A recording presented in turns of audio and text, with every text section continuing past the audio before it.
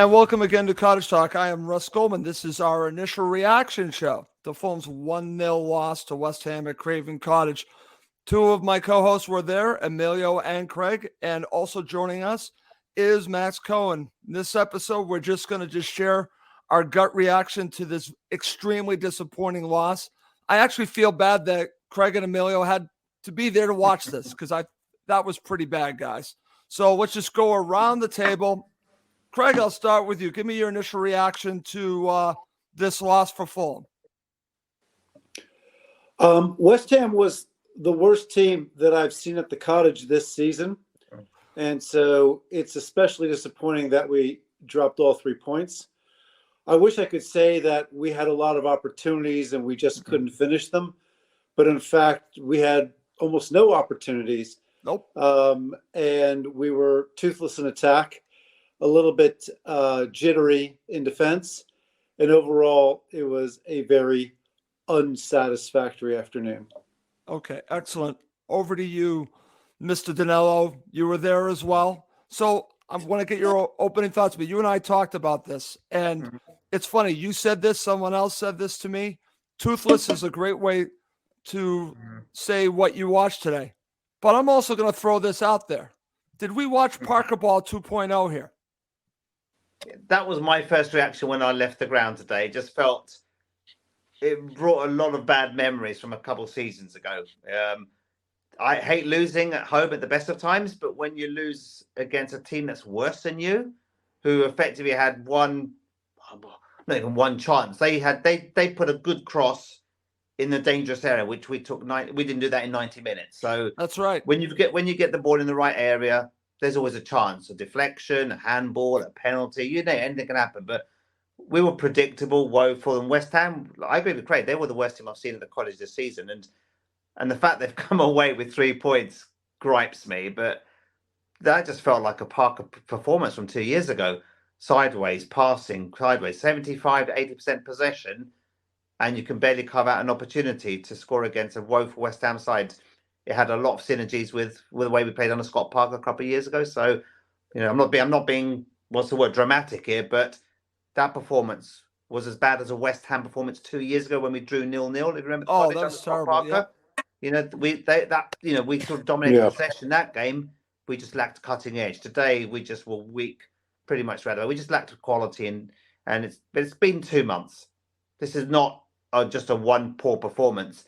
We've been rapidly regressing, probably since the Wolves game at the end of February, and we've been getting worse and worse and worse. And thankfully, we've got 39 points. That's all I can say. Totally agree, Emilio. And I just want to say this because I know that there are Fulham supporters. If you go on social media, you're already seeing it. Well, we're not safe yet. Fulham are safe. Okay, Fulham are safe. We're safe. They're safe. Let's not go with the relegation battle. That's not going to happen. That's ridiculous. That's ridiculous. But let's just be honest here. What they're doing right now is just extremely poor, and that's why I want to talk about it. I want to just analyze what we all watched here. And Max, over to you. Do you agree with Emilio and myself that it did feel a little like Parker Ball? And on top of it, I want to go to another topic that you and I talked about last week. Have Fulham been figured out? So I'm giving you 2 things to really discuss here. Parker Ball 2.0, and are we watching a team that other teams just now know how to play against? Yeah, it reminded me a lot of Parker Ball. How many crosses came into that box that weren't even Sunday League quality? It was a disgrace. I mean, we have a severe lack of quality in those positions when it comes down to it in matches like this. And everyone wants to talk about Mitrovic not being there.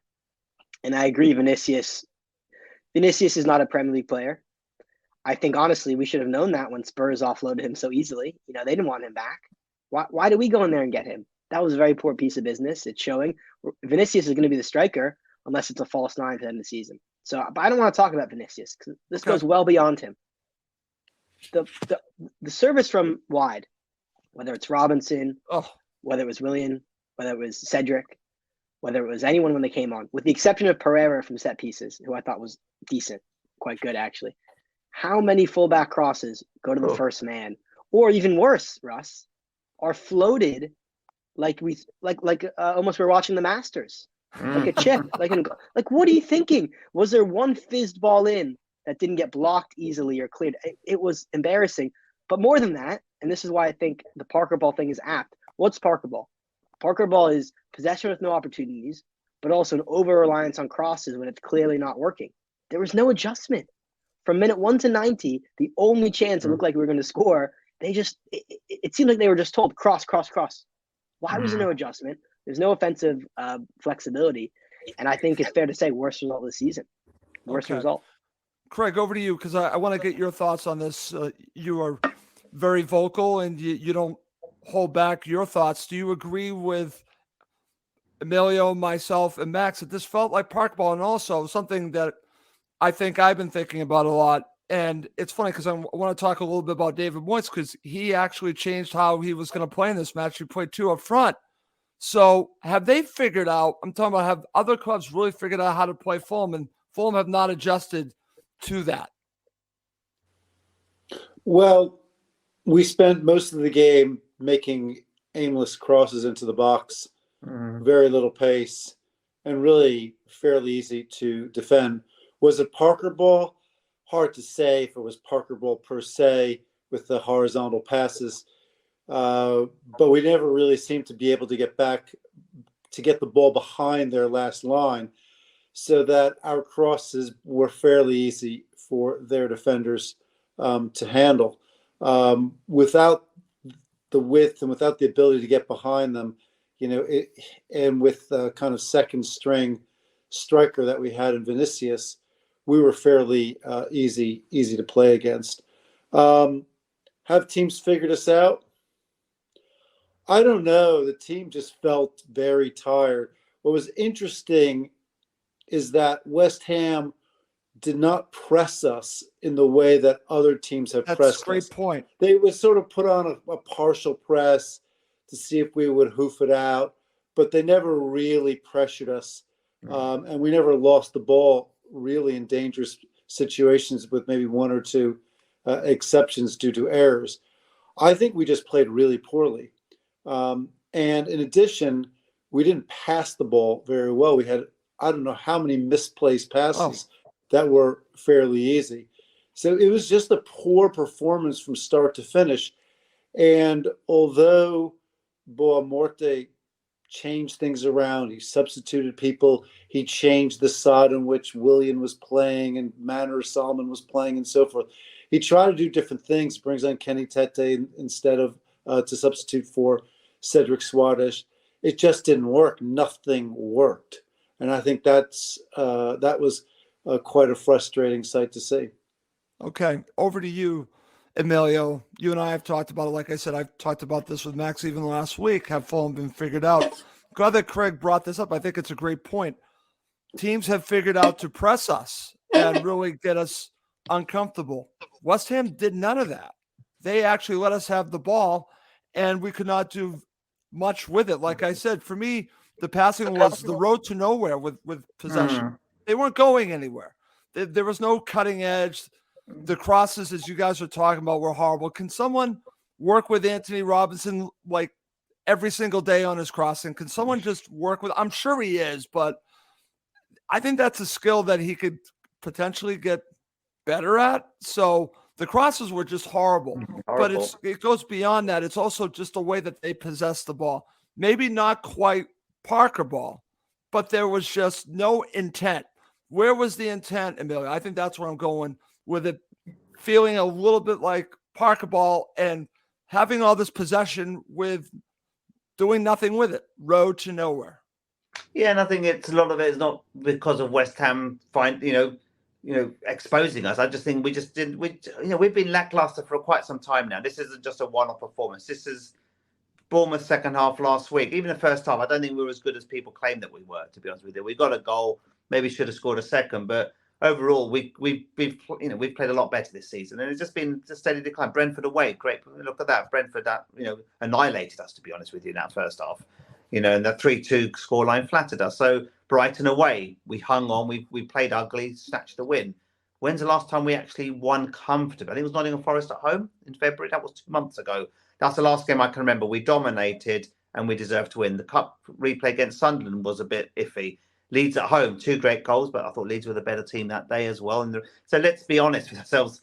it's been 2 months where we haven't been playing particularly well. I'm not sure it's because teams are finding a way to beat us. I just think that overall, we've punched above our weight for so long. These players are looking tired, and we haven't really got much chances. I think we're playing like teams expected us to play. We're playing like bottom 6 type team in the last 2 months, rather than a team that's been top 7, top 8 for the best part of the season. So it's disappointing to fall off the top of a cliff very suddenly, to be honest. But that shows that we haven't got the depth, we haven't got the quality. And to be honest with you, I thought defensively we didn't look too bad today. West Ham, I agree with Craig, didn't really press us. So defensively we weren't really trouble. We made a couple errors here and there, but for me it's still that midfield.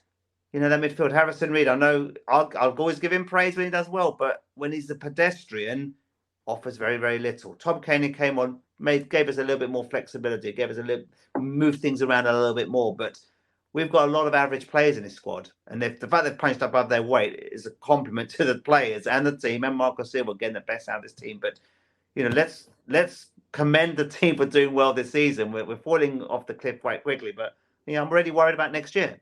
I know it sounds crazy. Let's enjoy this season. Let's enjoy the top half finish if hopefully we can make that happen. But I'm already worried about next year unless we get some strength and depth. We have to upgrade in a number of positions. I just feel when Palhinha's not there, we're very average in midfield. And we've seen that every time he's had a suspension.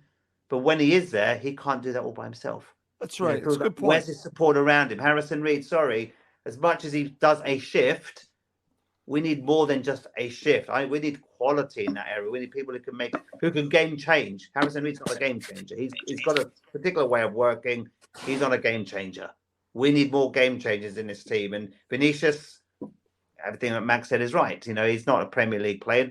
That's the reason why he's not playing week in, week out in the Premier League, because he's not good enough. But I'm not blaming him today, for example. He had no service. What service did he have today? Let's be frank.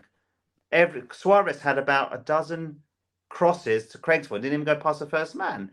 Why didn't we take him off immediately at half time and put Tete on and give us a bit more of better quality distribution? But overall, it's one of those games we could have played for another 2 weeks and wouldn't have scored a goal. But that's representative of the quality of this team. The fact is, I think we've peaked, and we've got to be grateful. We've got 39 points. We're safe in this division, and we can start to plan for next year. And hopefully, the owners are listening to this show and think about we've got some work to do in the summer. Let's not get carried away with a top half finish, because next year will be just as tough, if not toughest. But I don't think it's the fact that we've been found out. I just think we probably don't have the talent that we want to push on. A lot of people talk about European football. I've always been quite clear. I didn't want European football for precisely this reason now. And when, we've regressed, and Aston Villa, Newcastle, Brighton, they're all pushing on and will deserve to be whatever, top 7, top 8. But we need to get a serious grip. Stop this rot immediately, try to get a result at Everton and push on. But the moment, I'm not sure where the next goal is coming from. That's what I'm worried about, let alone a victory. Okay, very good. And at the end of the show, we're going to talk about where do Fulham go from here. And then I'll have one bonus topic to end the show. But over to you, Max. I want to get your thoughts on this. Emilio brings up a lot of good points. Is it really about the size of the squad? Is it the fact that the tactics are pretty much what they are? This is how Fulham are. To Craig's point, Boa tried to change things up, but nothing really worked. So what do you point your finger on, Max, why we're seeing this? Yeah, I think I agree with almost everything Emilio said, except one thing. He said Harrison Reed was a passenger. He scored the winner.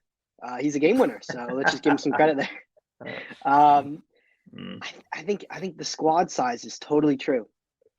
It's such a thin squad, and it's like a double-edged sword here, right? Because on one hand, a miracle we had to 39 points when we did. Remember, we've lost 4 in a row in the league, and we're still 39. That means 4 matches ago we're at 39, totally ahead where any single person, I'd say, in the entire world thought Fulham would be, us included. Right. People who think we know Fulham better than anyone else. We have a podcast about Fulham, for God's sake. We didn't think we'd get to 39. So the incredible overperformance in the first half of the season needs to be commended. Is this just a reversion to the mean, as some people online on Twitter, your expected goals? I don't subscribe to that super closely, but some people say we overperformed. This is expected. We're coming back down to reality. I think that ignores some of the, the other stuff about football, which isn't just stats. But I think the squad size is big because when some players aren't on, there's not really someone coming off the bench to replace them. I think the wingers is one instance. We actually have depth, but the depth isn't very strong. Center midfield, we don't really have any depth except Lukic, and he's had a tough time adapting to England. There isn't someone you can turn to at every position to say who can fill in, who's going to be chasing you. And even at right back, we strengthened in January, and Cedric had a poor match. Tete had a poor match last match, But it's because I think they're very tired. And I think we've seen this from Silva last season with a team that was better in that division than we're in the Prem. There seems to be some kind of downturn. But are we? I mean, on one hand, you never want to lose 5 in a row. Are we overperforming? Is what we are going. We've at, also right, lost X amount in a row, and we're still. I think we're 10th or 11th. We're not in the relegation fight. So we have some period of comfort we need to look at, but it's going the wrong way. I mean, this happened to Martignol almost the end of 2013, I think it was. We ended up losing 5 or 6 in a row before the last game of the season against Swansea. So maybe this is just Fulhamish. Who knows? Okay. Over to you, Craig. I want to get your thoughts on all of this. And I think Emilio and Max have brought a lot of good stuff here. So what I'm thinking about this, what I really want to pick your brain on is there a similarity to what we saw last season? Is there something to the second half of seasons with Silva? Is it something about how hard he drives them? Teams maybe figure them out a little bit? Because we saw this last season. This isn't something new. We saw this last season.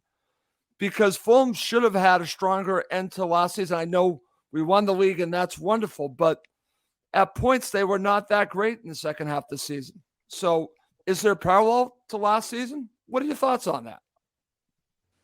Look, I think the drop-off to some degree was always expected for a couple of reasons. First, statistically, the team had been so far outperforming its expected goals that there was inevitably going to be a reversion to mean. Second, I think that it's quite clear that Bernd Leno had outperformed massively and had enabled us to secure probably more points than our play deserved. So I don't think it's a total shock.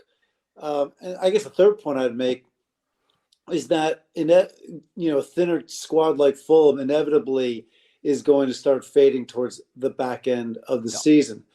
And this happens to every team. I think the real test of a manager isn't his technical skill, because the managers in the Premier League are all very sophisticated thinkers, and they've been through, the fire, so to speak. It's whether he can manage the players through a downturn, ensure that morale stays intact, prevent players from being distracted in the ways that they can be distracted, and try to get us back on track. And I think that's really going to be the test for Marco Silva in the Premier League. Okay, great stuff there, guys. Really interesting stuff. Okay, coming up next, the second half of the show, we're going to talk about where do Fulham go from here, and I'll have a bonus topic to end this initial reaction show of Cottage Talk. Okay, guys, so let's now talk about, we've all talked about what we've watched and what's been going on with Fulham lately, and it hasn't been good. Emilio really got us going by thinking about, well, where do Fulham go from here? Because Europe is probably not going to be in their reach. So we really, at this point, they are safe. We want to see them end the season getting points, and the way they're playing right now, who knows how many points they're going to get. But where do they go from here? Meaning, do we start thinking about next season? Where do they need to build, guys? So that's what I want to really focus on right now.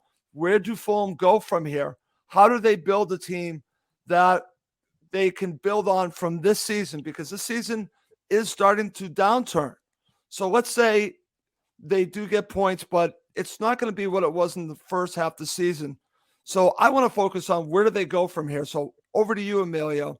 You've already talked a little bit about where you think Fulham need to go next season. Let's talk a little bit about it, where they're weak and where they need to strengthen, because I think that's where we have to put some of our focus on. We don't want to give up on the rest of the season. I think this is an opportunity to look towards the future. Where do Fulham need to strengthen, Emilio? Where do they go from here? Yeah, and I think we've always got to, when we do this analysis, be mindful of, yes, we've got another year in the Premier League. That's going to create more more financial security there. So we've got to have more finance. They've got more to play with. But I think the key thing here is we want a good end to the season here. So it's all about attracting the new talent. At the end of the day, if you're going to sort of languish and sort of start dropping down the table, the likes of Wolves may end up overtaking us. I know what, they're 7 points behind us, 7-8 points. So you don't want these teams that are sort of 7-8 points behind us suddenly squeeze above us in the table and we start languishing 12th, 13th. Because for me, it's all about attracting the right level of talent for next year. We do need to upgrade a number of positions, and the players who have done a very good job up until now to get us to where we are, they're probably going to drop to the bench. So for me, I think central defence is still a problem. You know, I read a horrifying stat the other day that only Liverpool and Fulham, the two clubs, have created the most chances or allowed most chances for oppositions to score against us. So that maybe touches on your point, Craig, that thanks to Bernd Leno, we are where we are, and to some extent. So the fact that Fulham have given up the most chances behind with Liverpool, that's a worrying statistic. The fact that when things were working well, we can concede 2 but still score 3. Now we concede 1, we can't score 1, let alone 2 to win a game. That's a difference in where we are now compared to 3 or 4 months ago. So I still think we need 5 or 6 new starting players. So we need I think with strength in defence, I think we need another central defender. Tim Ream's had a great season, but how much longer can he perform at this level?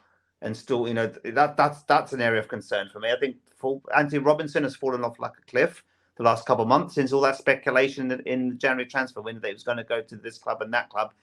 His performances have dropped quite considerably. So he needs more competition in that space. I'm worried in that left back position.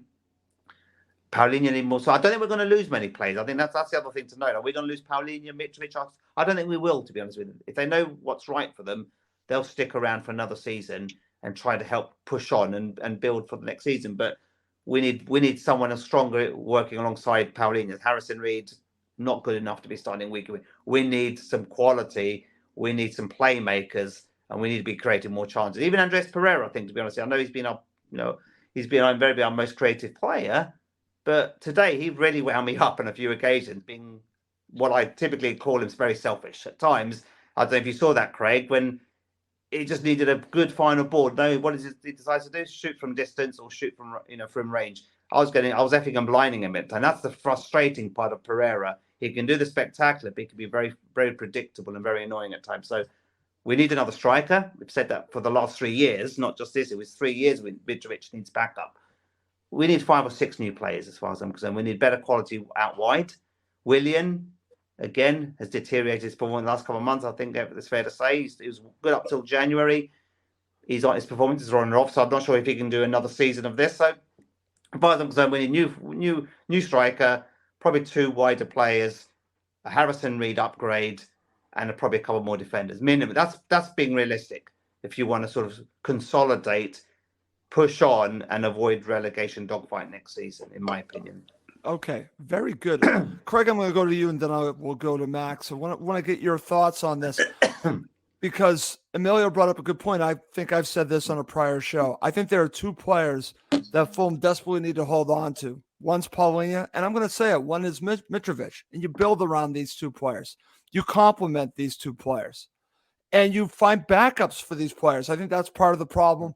I'm going to say I was wrong about Carlos Vinicius. I got that wrong. When everyone was screaming about a backup striker, everyone was right. Russ Goldman, wrong again. I was wrong because he certainly cannot fill the bill. That I got totally wrong. So, Craig, where do you go from here? Do you agree with Emilio? 5 new starters, 11 players I've seen. Some people have been floating around. What are your thoughts about all this? Where do Fulham build? Where do they go from here? I would add there is one player who we absolutely must keep, and you didn't mention him, and that's Bernd Leno. I knew he was going to say probably that. been our best player of the season, and Yeah. the guy hasn't put a foot wrong. True. Frank, you're 100% right. I probably just jinxed him, but I mean he's been incredible, and so we absolutely need to keep him in place. Obviously, you need to make sure you have the backup of the likes of Rodak. I think we probably need to strengthen central defense for sure, left back for sure. In the midfield, let's see if we can keep Paulinho. I actually think it would be a mistake for Paulinho to move to a bigger club because he's something special at Fulham where whereas a defensive midfielder like Pellegrini at the likes of Liverpool will never be a starter, will only be kind of a squad player. I do think we, though, need to have probably another creative player in the midfield. And up front, we do seem to be underpowered. Willian is 37 years old. He has played really well for us, but I don't know if he's going to be able to come back next season. Manor Solomon has been really encouraging. Let's see if we can keep him. When you score 5 goals in 5 games, clubs notice. But I was disappointed today as well in Bobby Decker-Dover-Reed. He was anonymous, and he has been anonymous in several games. I'm not sure that he is really a consistent Premier League player. He's kind of on the cusp between Premier League and Championship for me. So there are going to be a number of spots that we are going to have to fill. I would probably fill from the back forward, because as we know, if you cannot defend at this level, you're not going to get very far. Okay, excellent. All right. I'll go over to you, Max, for the final word on this. Where do we go from here? Yeah, I think, Emilio and Craig have said everything I wanted to say. I think it's totally spot on. I think the one area where you mentioned it, where I want to just flag, is center back, because, Ream's superb, but we need to start playing for the future. And that's what smart teams do, is buy a player. Ream is having the best season of his life, but he won't next season, and he won't the season after that, just to be honest. So that is an area I think we need to strengthen. And I agree. Robinson, I don't think he has any competition at left back. So that's another one we need to look at for sure. Okay, excellent. Okay. I'm changing up my bonus topic, guys. I haven't told you this, so we're going to talk a little bit about this because I've been thinking about this the last couple games. Craig, you brought up this player's name, and I want Fulham to re-sign this player. Let me just stress this. I think he has some serious talent. But I'm going to ask the question to the three of you. Has Manor Solomon been figured out? Because I saw this today in this match, that when you force him to not being able to shoot, he actually went all the way to the other side, because I thought West Ham did a very nice job figuring out how to play against him. And I've seen other teams do this. So I think that Manor Solomon has been great for Fulham. I think for him personally, I want to see him basically just work out his game. And when teams are taking away what he wants to do, he now has to have a new answer. And I think we saw that from the Brighton player, Matoma, same thing. He's been forced out to the other side where he doesn't want to go. He wants to shoot on his right foot. So I want to get your thoughts on this. I'm not trying to go at Manor Solomon. I just happen to notice this in the last couple of matches, not about the lack of goals, but I think that he's being forced to do things that he doesn't want to do. And I think he probably needs to figure out his next move and how he can adapt his game. I'll go to you first, Emilio. Am I crazy to talk about this, or have you noticed this? To be honest with you, I've said it quite a few times now, to saying if he's not firing or scoring, what else does he bring to the team? But I'm not being critical of him. I just think when he's not scored, he scored those wonder goals. But outside of that, what else does he offer? But the good thing is he's still young. I'd like to sign him permanently because he's youth. There's upside. There's a lot of potential there. A lot of maturity still needs, because of the fact he's still quite young. But the fact he's quite lightweight offers little other cover for the team when things aren't clicking for him. What other value does he bring to this team? That's my only concern. Today, he changed flanks. And again, there was a couple of moments when he had the ball and you could see he was trying to look up, didn't get the space, then went across to the right-hand side, he did go back defensively a few times, but unfortunately he conceded a few free kicks in the other end of the pitch. So rarely does he go and offer defensive cover. Today that he did, he conceded a couple of free kicks. So look, he's a young talent. He's a potential future starlet. So I'd hopefully Fulham do everything they can to sign him permanently and get through all this bureaucracy with what's going on with Ukraine. But for me, he has been somewhat found out. But I think the question is, what else does he bring to the table? And what else does he add to this Fulham starting 11 when the things aren't clicking? Like today, for example, we struggled to break West Ham down. We didn't create much. He had a very very poor second half. What value did he bring to the table today? I don't remember anything that he did of note today. Okay. Over to you, Craig. And I'm with Emilio. I want to re-sign Manor Solomon because I see the talent there. But I think it's fair to talk about his entire game. And I think when he gets the ball on his right foot and has space, he has a deadly shot. But I think for him, I want to see him adapt other parts of his game. And maybe as a young player, he'll be able to do that. Is it fair for me to bring this up? It's always fair to bring up the question, Russ. I actually thought Manor had a relatively good game. I think he needs, for him to be able to score or create opportunities, he needs a bit of space. And often that means having overlaps, underlaps that draw defenders a little bit away and that create a little bit of space. I think for any winger, if he doesn't have the space, it's very difficult to contribute very much. He actually made a couple of good passes throughout the match. He's good on the ball. He doesn't lose the ball. And I think tactically he is aware.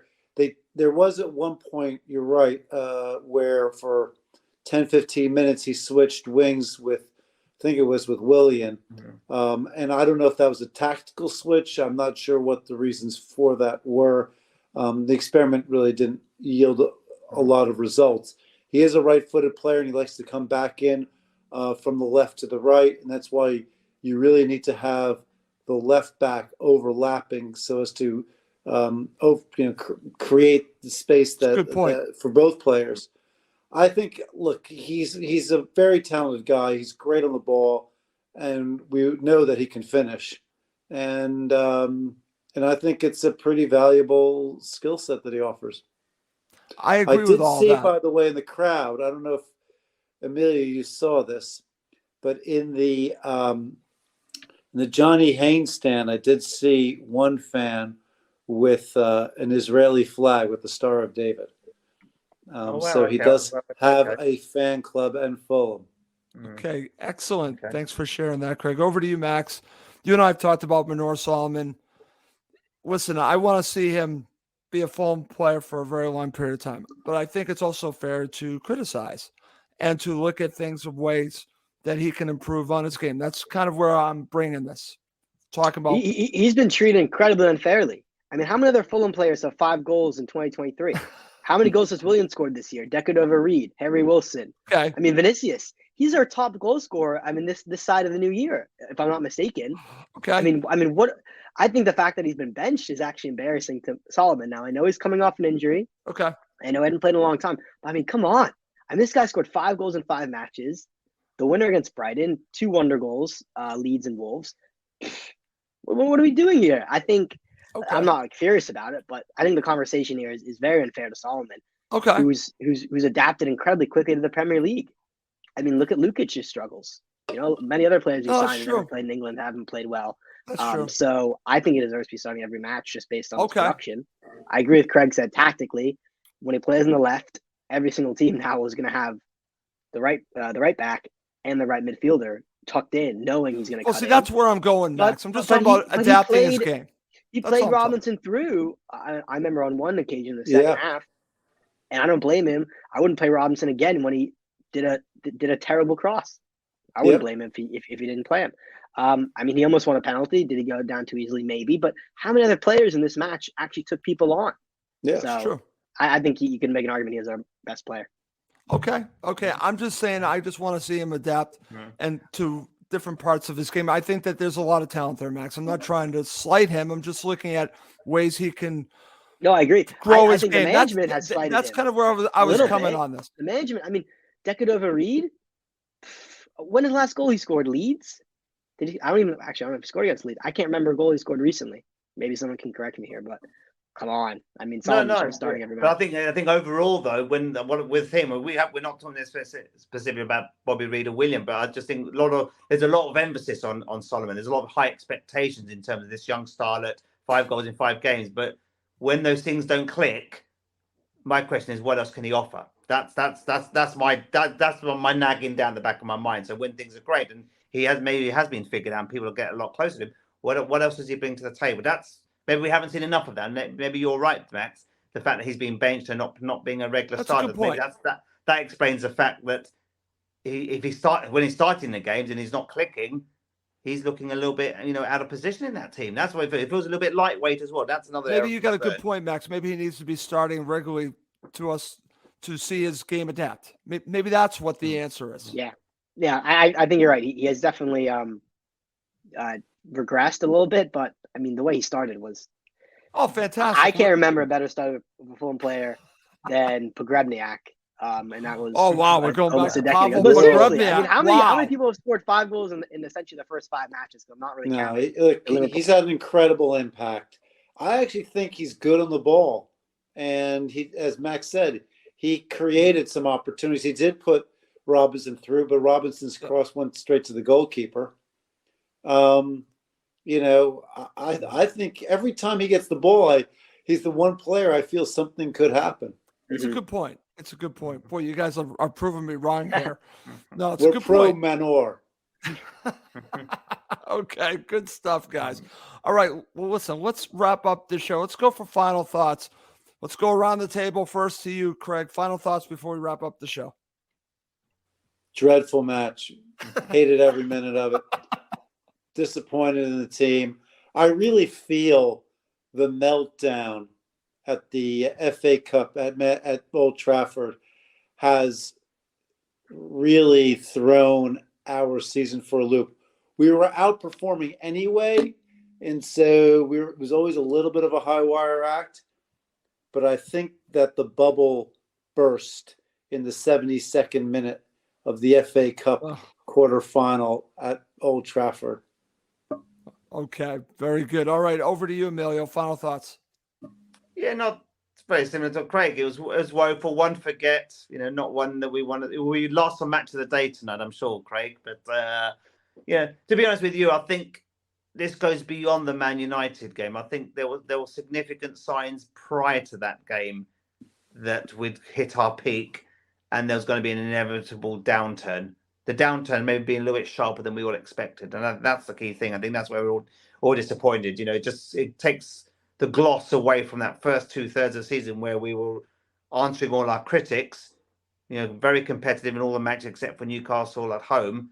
And, we deserve to be where we are. But now all that's gone away because of what happened at Man United, and B, that we've lost 4 or 5 consecutive games. So it's a shame all that hard work and success will potentially all got long forgotten because we're going through a very bad patch. So we've got to stop that rot against Everton, and they're fighting for their lives as well. That's not going to be an easy game either. So we've got some tough matches coming. I'd rather be playing teams who have got something to play for the top end rather than the bottom end, because all these teams we're playing, Bournemouth, Everton, West Ham, Leeds are coming up. Leeds, we're playing teams at the bottom fighting for their lives. That normally is us in normal circumstances. The fact that we're not, that's why I'm just thinking we could have, we should be picking up more points. This is meant to be our easiest part of the season. Unfortunately, look, we're not picking up enough points. So hopefully we can get on that training ground on Monday after Easter or Tuesday and start focusing on Everton and hopefully prove critics wrong, myself wrong, that we can turn our season again. Okay, excellent. Before I go to you, Max, I'm going to share this comment from Kamal on our discussion on Manor Solomon. This is what he said. Manor was very composed and his passing was better than a lot of our team. His opponents appeared to know his goal path from outside the box. That's my point. That's what I was bringing to the table, Max, is that they know his path. I'm thinking maybe it's time to adjust and find another way. And I think this is what happens to great players. When teams, even someone like LeBron James, he gets figured out, he'll find a new way. Larry Bird, all these great players. Of course, I got to bring up Larry Bird. They all have to find another way, another part of their game. That was my point of bringing this up. Yeah, I think it's fair. I think it's fair. And it's fair. And I agree. When they're double up on him, he needs something new. And I think he can do that. But quickly, final thought, optimistic note. Right. Listen, we haven't won in 5 league matches. We've drawn 1 and lost 4 in a row. We're still 10th. Chelsea are still below us, and they played a match more. We're 4 points off Brentford, 4 points off Liverpool, and we have a game in hand in Brentford. I mean, if we win a game in hand, we have 42 points, and we're suddenly right back in touching distance of 9th. This first part of the season has been so good that we can still push on. It doesn't look likely now because we're not playing well, but one result changes the vibe. Craig's right, 100%. United game took the wind out of our sails.